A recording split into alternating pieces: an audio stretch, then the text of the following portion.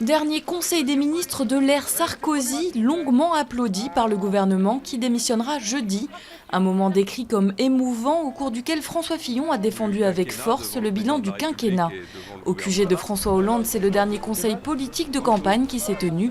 Le président élu a ensuite reçu le président de l'Union européenne, Herman Van Rompuy. Le chef de la mission de l'ONU visé par un attentat. 6 soldats syriens ont été blessés dans l'attaque du convoi qui transportait le général Robert Mood. Les observateurs des Nations Unies se rendaient à Deraa, dans le sud du pays, pour surveiller le cessez-le-feu. 800 personnes sont mortes depuis son entrée en vigueur le 12 avril. Toujours à la recherche d'un gouvernement, la Grèce tergiverse sur l'austérité et affole les bourses.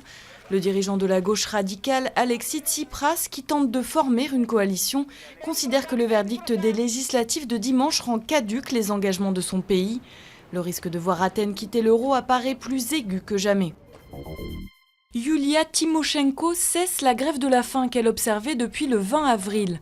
L'ex-première ministre ukrainienne protestait contre les violences dont elle serait victime en prison. Transférée dans un hôpital, l'opposante condamnée à 7 ans de prison est désormais soignée par un médecin allemand. Les critiques de l'Occident s'étaient amplifiées ces dernières semaines. Un bain de couleurs dont l'intensité varie au gré de la météo.